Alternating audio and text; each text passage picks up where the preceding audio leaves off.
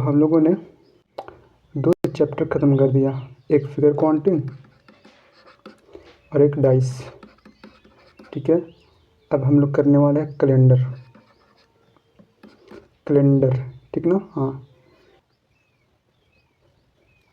चलो तो हम लोग पढ़ने वाले हैं कैलेंडर। ठीक है ना? आपने बहुत बार देखा होगा ठाकुर प्रसाद जी का कैलेंडर। ठीक है ना? तो स्टार्ट करते हैं। इसमें हम लोग 4 केस पढ़ेंगे। ठीक है, इसमें हम लोग 4 केस पढ़ने वाले हैं। केस 1, केस 2, केस 3 और केस 4। केस में क्या पढ़ने वाले हैं हम लोग? जैसे क्वेश्चन रहेगा 4 मार्च 2004 को, मतलब कि सोमवार था या मंगलवार था, तो 4 मार्च 2005, ठीक है ना, को कौन सा दिन होगा? मतलब कि इसमें महीना देखो सेम मिल रहा है और दिन जो है वो सेम मिल रहा है। फर्क क्या है? तो ईयर, साल। केस 2 में हम लोग पढ़ने वाले हैं 4 मार्च 2004 को सोमवार है, तो 4 मार्च 2020 को क्या होगा? ठीक है ना? ठीक है ना? हमने बहुत लंबा गैप ले लिया ईयर का, साल का। केस 3 में हम लोग पढ़ने वाले हैं 4 मार्च 2004 को संडे था, तो 4 मार्च, नहीं इसमें मंथ चेंज हो जाएगा। हाँ, 4 अप्रैल 2004 को कौन सा दिन होगा? ठीक है ना? हाँ देखो, इसमें सिर्फ मंथ चेंज हुआ है। ठीक है, मंथ चेंज हुआ है। और 4 मार्च 2004 को हमारा मंडे है, तो 7 अप्रैल 2024 को कौन सा दिन होगा? ठीक है ना? हाँ, तो केस 1 में हम लोग क्या पढ़ेंगे? 4 मार्च 2004 को मंडे है, तो 4 मार्च 2025 को कौन सा दिन होगा? मतलब कि यहाँ पे सिर्फ ईयर चेंज हुआ है। केस 2 में क्या पढ़ेंगे? दिन और मंथ सेम रहेगा, सिर्फ गैप ज़्यादा हो जाएगा ईयर का। ठीक है, केस 3 में हम लोग मंथ को चेंज करेंगे। ठीक है, मंथ को चेंज करेंगे। और केस 4 में हम लोग मंथ के साथ साथ, ठीक है ना, दिन को भी चेंज करेंगे और ईयर को भी चेंज करने वाले हैं। देख लो, यही 4 केस हम लोग को कैलेंडर में पढ़ना है। ठीक है ना? तो इन सब को पढ़ने से पहले थोड़ा सा हम लोग बेसिक चीज़, ठीक है ना, बेसिक चीज़ हम लोग समझ लेते हैं। और बेसिक कंसेप्ट हम लोग समझते हैं। पर मैं हेडिंग दे दूँ कैलेंडर।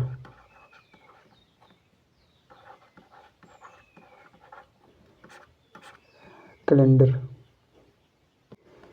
चलो, कैलेंडर में कितने दिन होते हैं? तो एक होता है 365 दिन और एक होता है 366 दिन। ठीक है ना? तो 366 वालों को हम लोग अधिवर्ष बोलते हैं। अधिवर्ष हिंदी में, और इंग्लिश में हम लोग बोला जाता है लीप ईयर।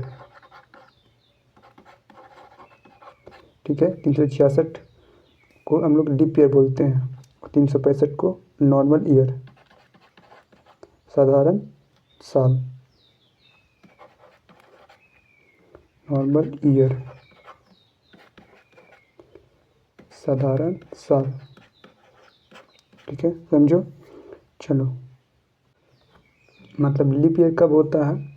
जब फरवरी जो है 28 के बजाय, ठीक ना, 29 हो जाता है, तब जा कर के एक दिन एक्स्ट्रा हो जाता है। ठीक ना? तो एक दिन एक्स्ट्रा हो गया तो उसे लीप ईयर कहा जाता है। 366 दिन को लीप ईयर। ठीक है ना? चलो, आपसे कहा जाए कि 2004, 2005, 2006 और 2008। कब कब लीप ईयर होगा? पूछ दे कि इन सालों में कितना दिनों का था, मतलब 2008 में कितना दिन था, 2004 में कितना दिन था, 2005 में कितना दिन था, दिनों की संख्या, 2006 में कितना दिनों था। तो कैसे चेक करेंगे लीप ईयर है कि नहीं? 366 दिन होगा या 365 दिन होगा? देखो 4 से डिवाइड करेंगे, ठीक ना? हाँ, 4 से डिवाइड करेंगे किसी भी साल में। 2008 ले लो, डिवाइड करो। अगर पूरा पूरी डिवाइड हो गया, रिमाइंडर जो है जीरो आ गया, शेषफल जीरो हो गया, तब तो वह कौन सा, तब तो कहेंगे कि लीप ईयर है, ठीक ना? 2008 जो था लीप ईयर था। देखो डिवाइड करो तो लास्ट का 4 से डिवाइड करने के लिए, पूरा पूरी काटने के लिए क्या किया जाता है? नियम होता है रूल ऑफ डिविजिबिलिटी, लास्ट का 2 अंक डिवाइड होना चाहिए। 8 है ना, 0 8 8 हो गया, 4 से भागा लगा, 4 दूना 8, यानी 2 बार में कट जा रहा है। रिमाइंडर जो आएगा इसका 0 होगा, भागा करोगे तो रिमाइंडर 0 होगा, शेषफल 0 होगा, यानी कि 2008 जो था वो लीप ईयर था, मतलब कि 366 दिन था, ठीक है ना? उसी तरह इसको डिवाइड करो, लास्ट का 0 4, एक बार में पूरा पूरी कट जा रहा,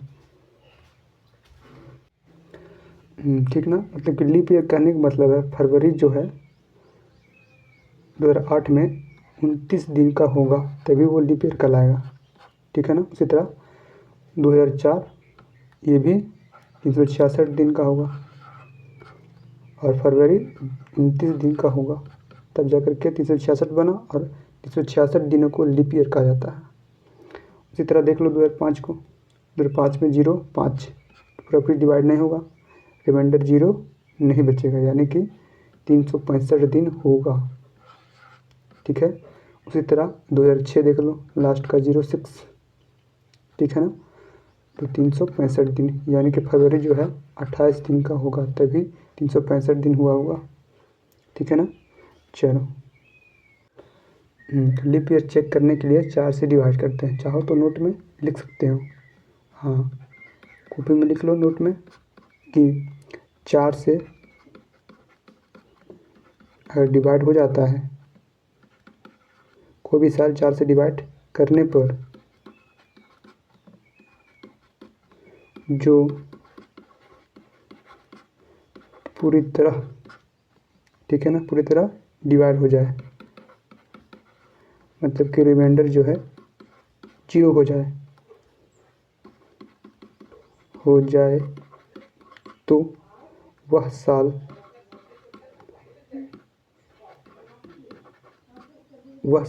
लीप ईयर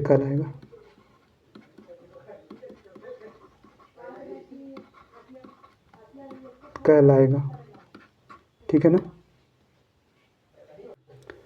चलो एक क्वेश्चन लेते हैं, देखो कह रहा है कि कौन सा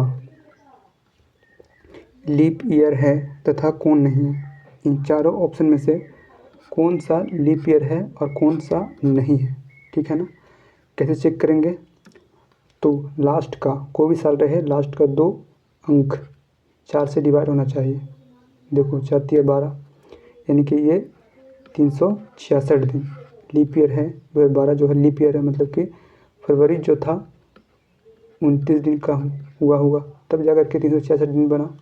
उसको चेक कर लो, तो 4 दूना 8 और 1 4 तिया 12, ये भी हमारा लीप ईयर है, ठीक है ना? हाँ, तो 366 दिन ये भी लीप ईयर है। इसमें देख लो, इसमें चेक कर लो, लास्ट का 2 डिजिट 1882, तो 8 नहीं कट रहा, पूरा पूरी डिवाइड नहीं हो रहा, यानी कि लीप ईयर नहीं होगा। 365 दिन ही हुआ होगा ना, फरवरी 28 दिन का हुआ होगा, तो लीप ईयर ये नहीं है। और इसको चेक कर लो, देखो लास्ट का 2 0 है ना, अब समझो यहाँ पे देखो जब भी सेंचुरी रहे, शताब्दी रहे, मतलब कि 1800, 1700, 1600, ठीक है ना, उसके बाद 1500, 2000, 3000, मतलब शताब्दी लास्ट में 00 है सब में, ठीक है। तो लीप ईयर चेक करेंगे। लीप ईयर चेक करने के लिए हमको 400 से भागा लगाना पड़ेगा, ठीक है। 400 से भागा लगाएंगे, पूरा पूरी कट गया, नोट वाली बात है, समझो। नोट में फिर से लिखना, अगर शताब्दी है तो क्या 400 से डिवाइड करेंगे हम लोग, तब जा कर के चेक होगा लीप ईयर है या नहीं है। जैसे 1800 है ना, 1800 है, कुछ 400 से डिवाइड करो, तो 20 से 20 कट गया, 18 पूरा पूरा डिवाइड नहीं होगा, मतलब कि 1800 भी क्या है, लीप ईयर नहीं है, ठीक है ना। हाँ, 4 से भागा नहीं लगाना है, 4 से भागा एकदम नहीं लगाना है, चेक नहीं होगा, फिर आप गलत फिर बनाओगे, फिर आंसर आप फिर गलत आंसर लाओगे, ठीक ना। 400 से डिवाइड करना है, जब इस 20 रहेगा लास्ट में, शताब्दी, सेंचुरी, तो 400 से भागा लगाओगे, तो लीप ईयर नहीं है।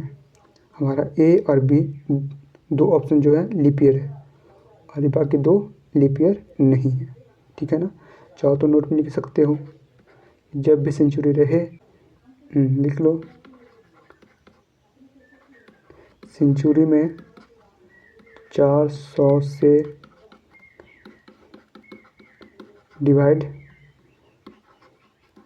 करना होता है। अगर 4 से डिवाइड करोगे फिर गलत आंसर आएगा, ठीक ना।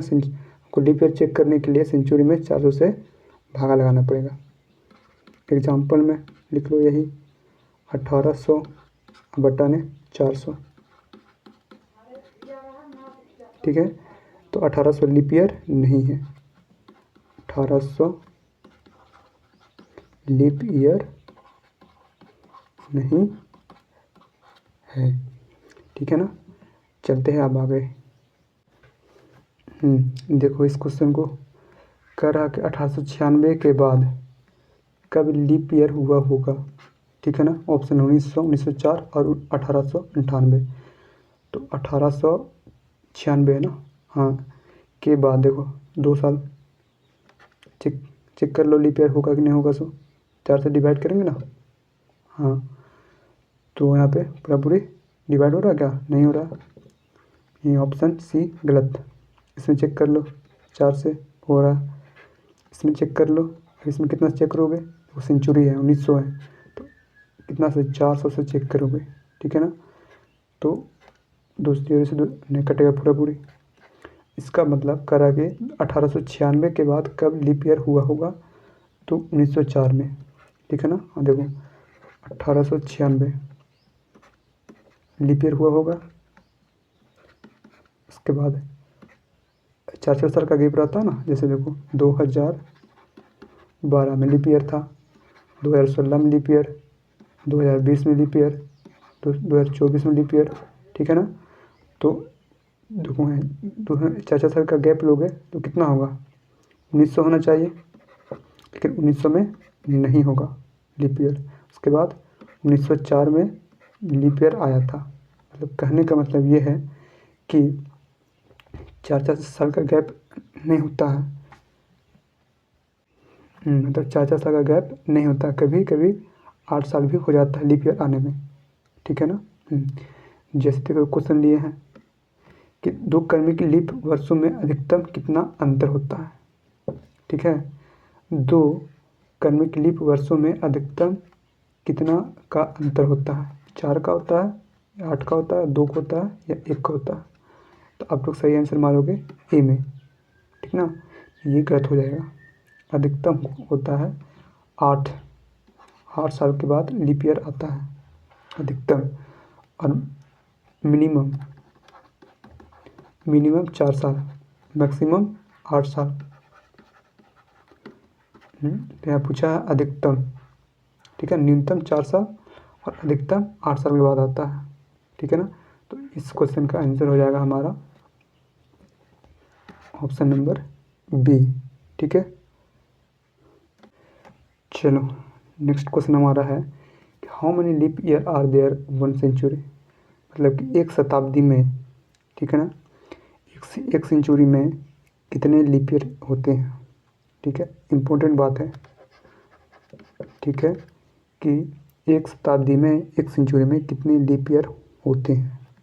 तो 1 से 100 तक, ठीक है, 1 से 100 सालों तक कितना लीप ईयर होता है। तो 4 से डिवाइड कर दो, 1 माइनस कर दो, यानी कि 24।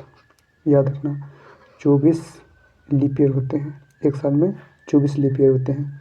अगर कह दे 100 सालों में कितना लीप ईयर होता है तो कर दो, 100 सालों में कितना हो जाएगा, फिर 200 सालों में, 200 सालों में हमारा 48, 24 दूना 48, 48 लीप ईयर हो जाएगा। उसी तरह 300 सालों में कितना लीप ईयर, 72। अब आ जाओ 400 सालों में कितना, 400 सालों में कितना हो जाएगा। हाँ 24 या 72, 24 चौका 96, 96 तो इधर हो गया, प्लस 400, 400 से सेंचुरी है ना, 400 से डिवाइड करेंगे तो 1 प्लस 1 यानी कि 97 लीप ईयर होगा 400 सालों में। एक साल में 24 लीप ईयर होते हैं, 200 सालों में तो 4 का गैप होता है ना, 4 साल का गैप होता है, 4 साल बाद फिर आता है लीप ईयर। तो 1 फिर 4 फिर 8 गिन उसी तरह से, 100 सालों में 24 होगा, 200 सालों में 48, 300 सालों में 72, 400 सालों में 96 और 1 यहाँ पे 400 से डिवाइड करेंगे तो 1 एक्स्ट्रा हो जाएगा, यानी कि 97 होगा। ठीक है ना, तो याद रखना। तो यहाँ पे how many leap year are there 1 century में 24 होता है। इस क्वेश्चन का सही आंसर 24 हो जाएगा। चलो नेक्स्ट क्वेश्चन की ओर बढ़ते हैं। देखो चलो इस क्वेश्चन को बनाते हैं कि how many times 29th date will come in 400 years, मतलब कि 400 सालों में 29th तो 29 दिन कितने दिनों का होगा। ठीक है, समझ रहे हो। तो एक साल में कितना दिन, एक साल में कितना दिन आएगा, 29 दिन का डेट कितना दिन होगा एक साल में, एक दिन, सिर्फ फरवरी में नहीं, सारा में देख लो। तो 29th बोल रहा कि 29 दिन का, मतलब कि एक महीना में 29 दिन। समझ रहे हो क्वेश्चन को, कि कह रहा है कि हाउ मेनी टाइम्स 29 दिन विल कम इन 400 ईयर्स, 400 सालों में जो है 29 दिन का जो डेट होता है कितनी बार आएगी। ठीक है ना। तो जनरली देखा जाए तो एक साल में लीप ईयर को छोड़ करके, ठीक है, कितना 11 लीप ईयर, मतलब 11 दिन होगा। तो जनवरी में भी 29 दिन का, फरवरी में कभी 28 कभी 29, चलो इसको गोली मारो। लेकिन मार्च में 29, फिर दिसंबर 29, सारा फिर अक्टूबर 29, तो 11। ठीक है ना, समझ रहे हो। तो एक साल में 11 29 दिन का होता है। चलो तो बोल रहा कि 400 सालों में, 400 सालों में कितना हो जाएगा, 400 सालों में कितना, तो 11 इंटू 400 कितना हो जाएगा, 11 चौका 44, 2 जीरो साल में, 400 साल में से एक साल में 11 तो 400 में 4400 हो गया यहाँ पे 29 दिन का डेट। अब क्या करेंगे, यही आंसर हो गया क्या, नहीं, लीप ईयर जो था उसको छोड़ दिया ना हमने, तो कितना होता है 400 सालों में लीप ईयर 97 दिन का होता है, जोड़ दो तो 4497। ठीक है, हाँ, तो इसका आंसर हो जाएगा 4497। जल्दीबाजी में आप इसको टिक नहीं मारना। देखो 4400 यहाँ पे था, तो लीप ईयर जो था उसको भी लेके चलोगे ना 29 दिन का। तो इस क्वेश्चन का सही आंसर 4497 होगा। अब देखो उधर तो बेसिक चल रहा था, अब इम्पोर्टेंट आपके लिए कि यहाँ से क्वेश्चन बनेगा एग्जाम में, अधिकतर क्वेश्चन यहाँ से बनता है।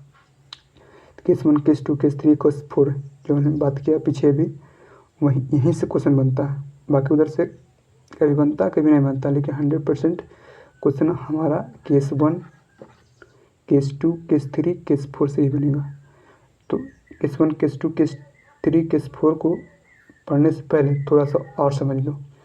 ओड डेज क्या होता है, विषम दिन क्या होता है, एक्स्ट्रा दिन क्या होता है, ज़्यादा दिन क्या होता है, सबका मतलब एक ही होता है। देखो मान लो कहा जाए 15 दिन, 15 दिन में एक्स्ट्रा डेज कितना दिन है, एक्स्ट्रा डेज यानी कि ऑड डेज, ऑड डेज कितना है, विषम दिन कितना है, तो 7 से डिवाइड करना होता है, ठीक ना, 7 से डिवाइड करना होता है। तो एक्स्ट्रा दिन कितना हो जाएगा, एक दिन, ठीक है ना। जैसे क्वेश्चन से समझो कि अगर आज संडे है, ठीक ना, आज संडे है, आज क्या है, संडे है, तो 15 दिन के बाद क्या होगा, ठीक है ना, 15 दिन के बाद, 15 दिनों के बाद क्या होगा, ठीक है। तो क्या करेंगे, 15 दिनों में डिवाइड करेंगे 7 से, ठीक है। 7 से क्यों करेंगे, संडे मंडे कितना दिन होता है, फिर वही चीज़ आ जाएगा, संडे मंडे 7 होता है ना, 7 होता है, तो 7 से डिवाइड करेंगे, कितना बाद में कट गया, एक दिन, यानी कि एक दिन एक्स्ट्रा हो गया, यानी संडे से फिर मंडे चल जाओ, मंडे यानी कि 15 दिनों के बाद क्या होगा, मंडे होगा, समझ रहे हो। तो चलो आज का वीडियो यहीं तक था। चलो तो जितना भी था हमने कैलेंडर में बेसिक कंसेप्ट समझ लिया, बेसिक चीज़ें समझ लिया, पढ़ लिया। कल से हम लोग केस 1 केस 2 केस 3 और केस 4 स्टार्ट करने वाले हैं, ठीक है ना। तो आज का वीडियो यहीं तक, मिलते हैं कल नेक्स्ट वीडियो में, तब तक के लिए सबको बाय बाय टाटा।